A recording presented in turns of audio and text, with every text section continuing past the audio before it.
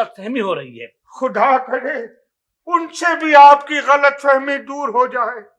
रशीद साहब, आपने तो कभी बड़े भाई की खबर न ली, लेकिन मियां हमीद साहब की मोहब्बत देखिए कि आज भी उन्होंने आपकी तस्वीर यहाँ लगा रखी है।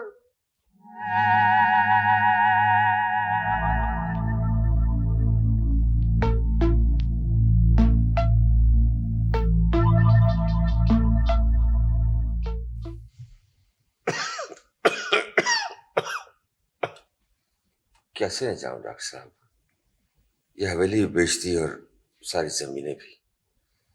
कल तो इस हवेली को खाली करना है। आपकी मर्जी। बहरहाल दवा की पाबंदी जरूरी है ताकि ये जो आपको चक्कर आते हैं खत्म हो जाएं। आप कुछ दिन और नहीं रह सकते बड़े साहब? मैं तुम लोगों का दुख जानता हूं, लेकिन अब जितनी भी जिंदगी बाकी है शहर में ही गुजारूंगा। वहां आप तन्हा होंगे, अपनी सेहत का ख्याल रखिएगा। अल्लाह मालिक है। वो मैनेजर साहब कहाँ है? वो रकम का हिसाब किताब कर रहे हैं। दोबारा गिनती कर लिए ना? जी हाँ, पूरे 80 लाख हैं। चलो ठीक है। अरे आप अभी तक यहीं जमे हुए हैं रशीद साहब, नोटों को क्या देख रहे हैं? अंदर जाकर बड़े भाई को देखिए, वो बहुत बड़े दिल के हैं। थोड़े से गिले शिकवे होंगे मगर वो आपको माफ कर देंगे। जाइए। चलिए, यूं है तो यूं ही सही।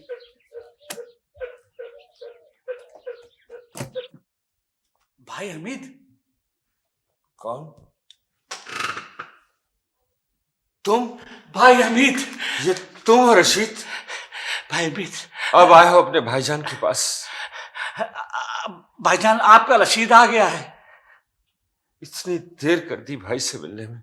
सुबह का भूला अगर शाम को वापस आ जाए तो उसे भूला नहीं कहते। तुम्हारे सुबह के उजाले से शाम का सूरज गुरूब होने तक 22 बरस गुजर गए रशीद। एक दुनिया बदल गई वक्त की इस मुसाफिर। 22 साल पहले बीवी हादसे में मर गई और उसी हादसे में मेरा नन्हा बच्चा मुझसे बिछड़ गया। सोचा था एक भाई है, शायद वो दुखों में हाथ बटाएगा, मगर तुम तो आप ही मुझसे मिल लेते।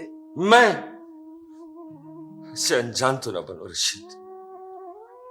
अब्बा जान की वफात के बाद तुमने ही झगड़ा शुरू किया, मरहूम की वसीयत से ज्यादा रकम और जायदाद पर कब्जा किया।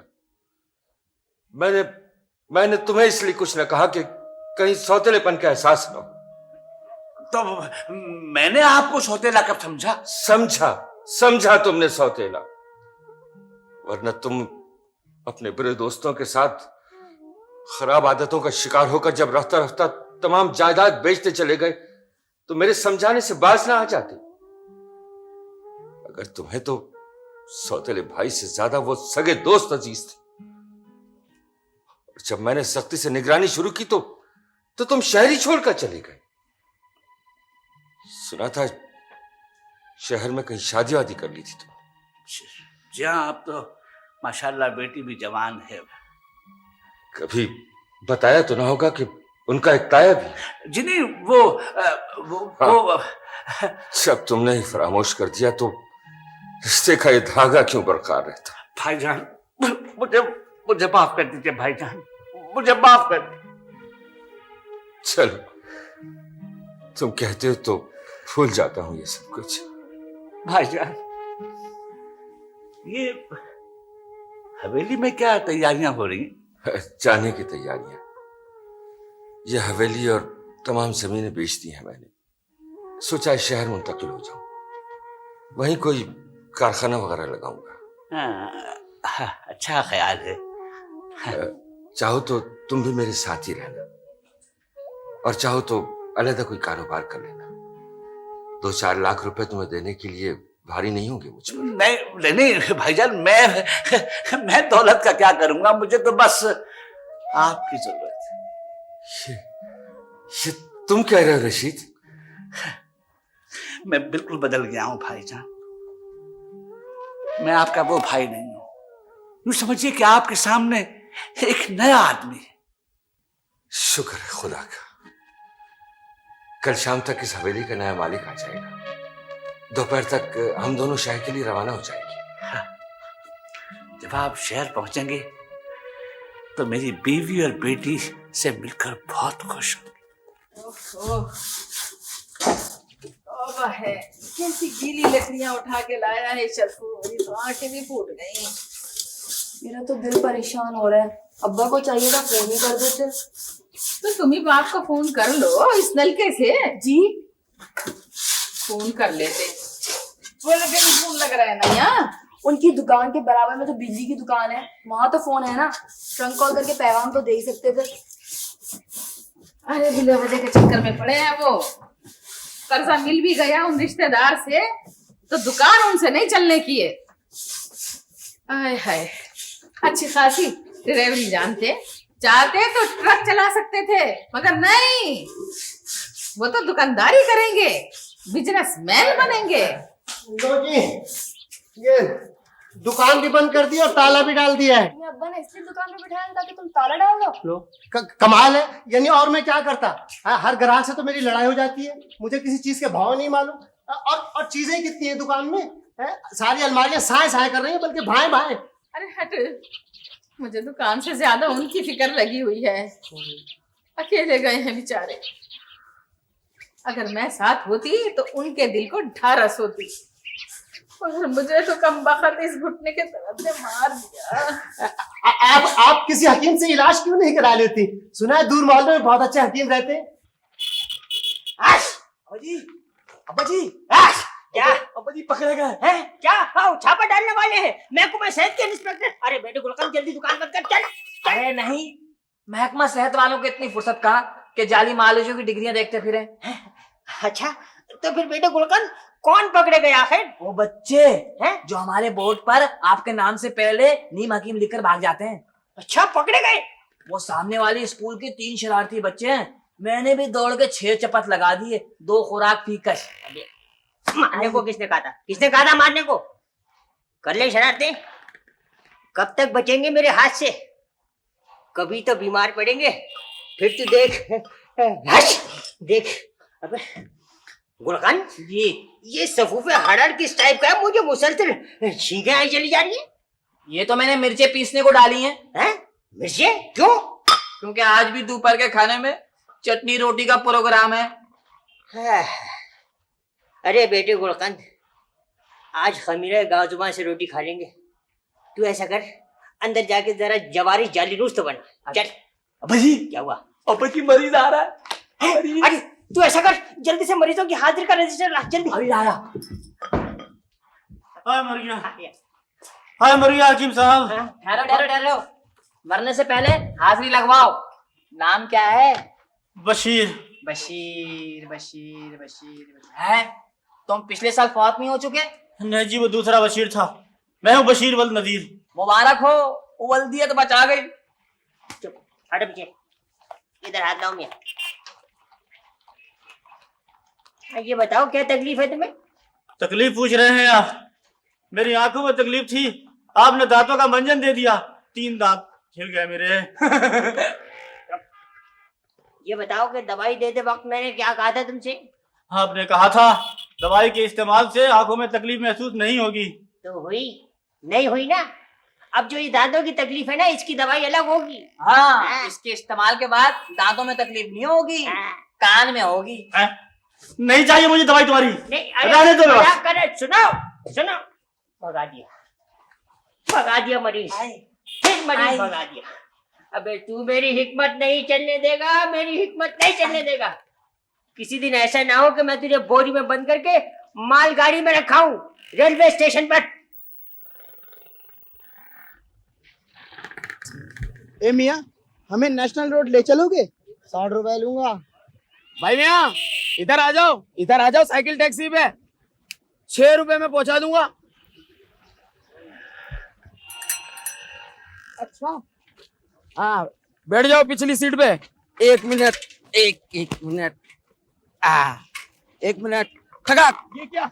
ये टैक्सी का दरवाजा बंद किया है।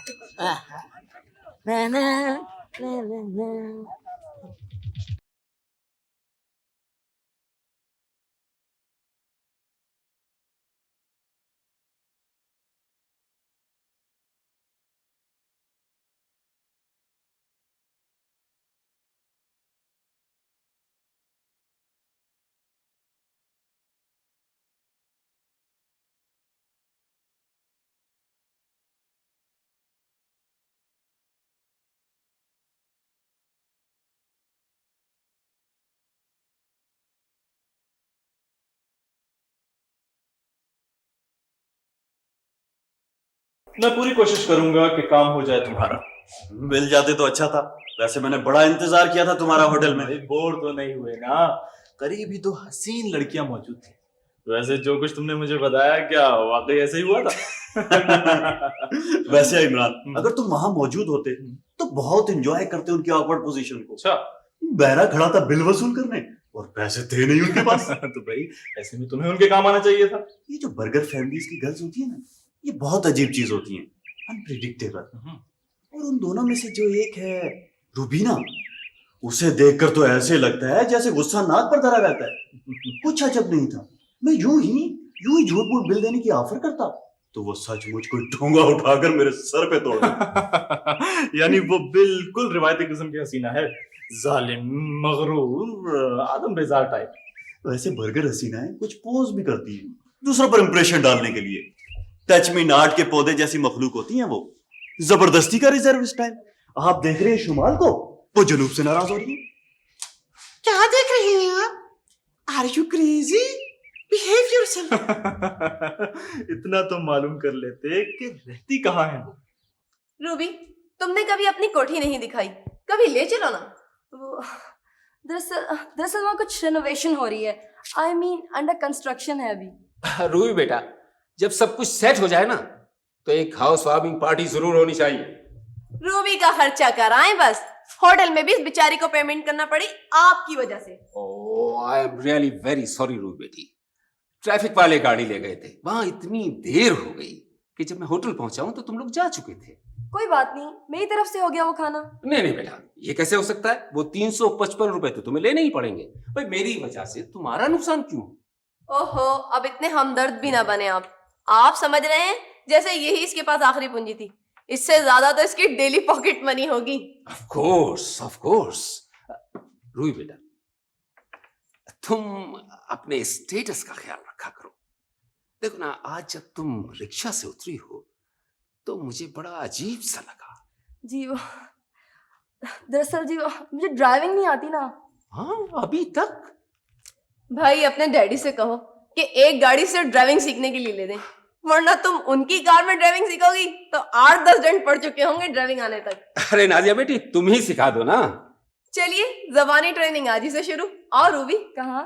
आर्ट गैलरी चलते हैं तस्वीरें देखने। आप चलेंगे डैडी? नहीं बेटा, मुझे तो कुछ फाइलें देखनी है, तुम लोग जाओ। रोको, साइकिल ड्राइवर रोको। शुक्र है भाई तुम्हारा घर आ गया, वरना मैं तो समझा था इसी साइकिल पे दुबई जाओगे तुम। शुक्रिया, बड़ी तकलीफ दी तुम्हें। कैसे नेक आदमी हो तुम। हाँ, नेकी कैसी भाई? पेट के खातिर क्या नहीं करना पड़ता इंसान को। अब यही देख लो, 6 रुपए के खातिर 8 मील का सफर किया है, पाँव दर्द कर रहे हैं। तुम्हारे पाँव में दर्द हो रहा है, हमारे दिल में दर्द हो रहा है। दिल में क्यों? अब तुम्हें क्या बताएं भाई, बड़ी दर्दनाक दास्तान है। रेलगाड़ी में जेब काट ली किसी ने। क्या? 6 साल बाद अपनी बहन के घर आए हैं, मगर किस हालत में अल्लाह जानता। एक फूटी कौड़ी नहीं है जेब में। ठीक है भाई, 2 ईंटें उठा लो वहां से। क्यों? एक तो यही मेरे सर पे मार दो और दूसरी बहनोई को देना, वो तुम्हारे सर पे मार देगा। अम्मा किस भरोसे पे चले थे घर से? जेबें तो टटोलो। जेबों में कुछ हो तो टटोले। कुछ नहीं रहा, सब कुछ निकल गया। 1 अरसे बाद बहन के घर आए, उसके बच्चों के लिए कोई तोहफा भी नहीं ला सके। ठीक है भाई, ये साइकिल का पहिया ले जाओ, बच्चे इसी से खेल लेंगे। अब तुम्हें क्या बताएं भाई, क्या जिंदगी है हमारी। सारे पैसे निकल गए। आधा किलो मिठाई अपने भांजों के लिए नहीं ला सके, उनके मामू जान। बस करो परदेसी मामू, बस करो। ये 4 रुपए है मेरे पास, रेवड़ियां खरीद कर बांट देना, अपनों को देना। शुक्रिया मेरे मोहसिन, शुक्रिया। कौन मोहसिन? कैसा मोहसिन? मेरा नाम तो फराद है और ये मेरी शीरी है जो पंक्चर हो चुकी है। चलो शीरी, चलो।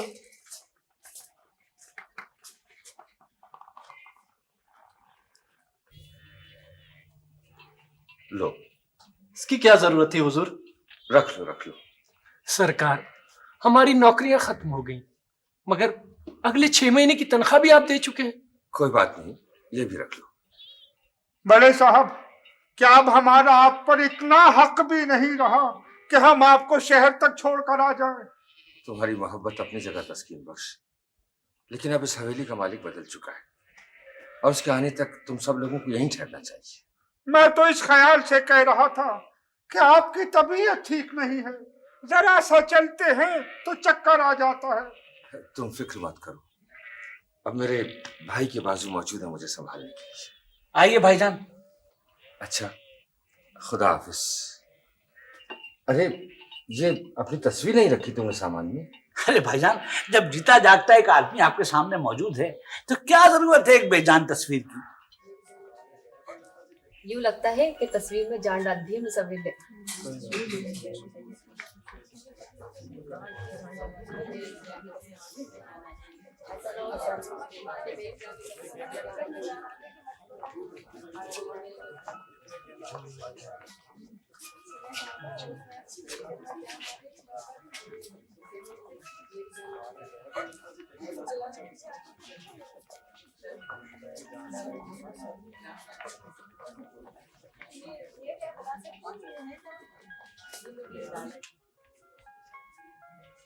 देख रहे हो राहिल, सबकी पेंटिंग देखी जा रही है और खरीदी भी जाएंगी। एक ये तुम्हारा जिम्मी है, इसका कोई कदरदान आ ही नहीं रहा है। अरे अरे वो आ गई। क्या ख्याल है, बिकवा दूं तुम्हारी पेंटिंग ठीक ठाक रकम में? वाकई गरीब आदमी हो, भला हो जाएगा तुम्हारा। जरा मेरी तरकीब देखना।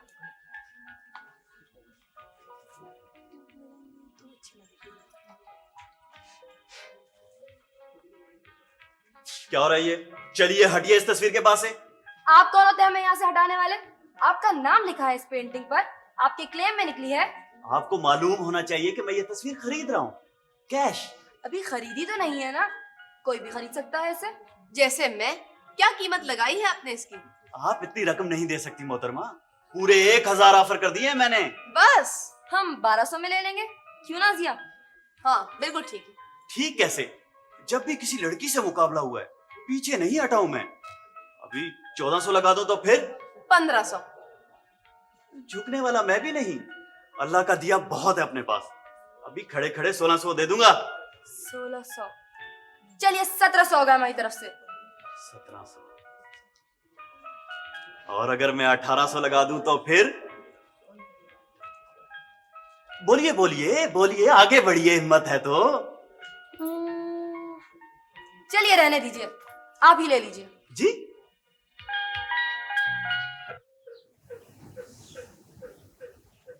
गाड़ी काफी गर्म हो गई है, पानी डालना पड़ेगा। हाँ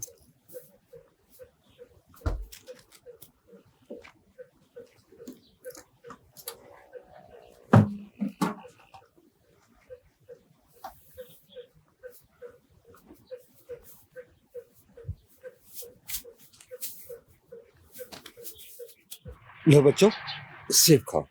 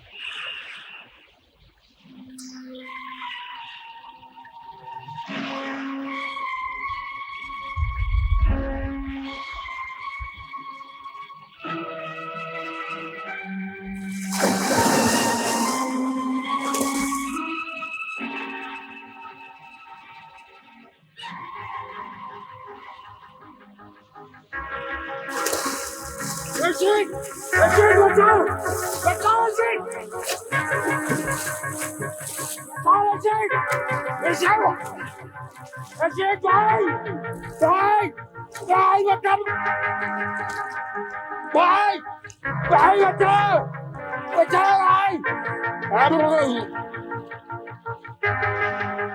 मुझे तैरना नहीं आता। बचाओ भाई।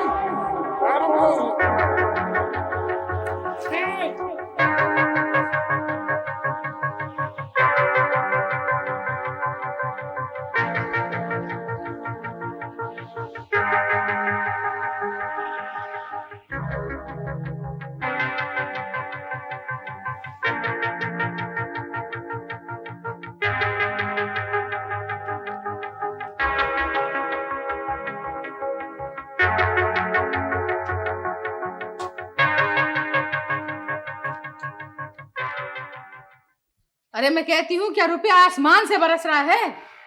तूने फिर नया जोड़ा बनवा लिया? बनवाया किसने है अम्मा? बुटीक से लिया 2-4 दिन के लिए। अब मैं क्या करूं अगर मेरी सहेली मुझे इतना अमीर समझती है तो? छोटा मुंह और बड़ी बात है छोटी बीवी। ये पैसे वाले लोग जो होते हैं ना, इनके साथ हम जैसे अगर कदम मिला के चलना भी चाहे ना तो पीछे ही रह जाते हैं। मैं जानती हूँ शर्फू कि इन लोगों के साथ खड़ा होकर भी आदमी खुद को बहुत छोटा छोटा सा महसूस करता है, लेकिन मजबूरी ये है कि नाजिया मुझसे बहुत प्यार करती है। भाई शर्फू, साहब जी आ गए। साहब जी आ गए। शर्फू, आइए साहब जी, आइए। अस्सलाम वालेकुम अब्बू जी। जीती रहो बेटी, जीती रहो। आइए मैं क्या देख रही हूँ? क्या? अरे घर से गए थे टीन का बक्सा लेके और आए तो ये ऐसा नया सामान। लो वो फिर आते ही शुरू हो गए। मैं समझ गई। क्या क्या समझ गई? मैं सब कुछ समझ गई। क्या क्या? तुमको कर्जा मिल गया। कर्जा? हाँ। कैसा कर्जा? है तो क्या नूरपुर तुम अपने अजीज के 40वें में गए थे? अरे गया ही कौन था? तो क्या मतलब है, पहेलियां क्यों बुझवा रहे हो? भाई मैं यहीं था, शहर में होटल में ठहरा हुआ था। मैं दरअसल तुम लोगों को अचानक हैरान कर देना चाहता। सरप्राइज? वो जल्दी से बताइए क्या है वो सरप्राइज? जल्दी बताओ ना। भाई सच्ची, मेरा दिल हौला जा रहा है। बात यह है कि मेरे फुप्पा हैं जो अफ्रीका में रहते। अरे तुम्हारे कौन से फुप्पा?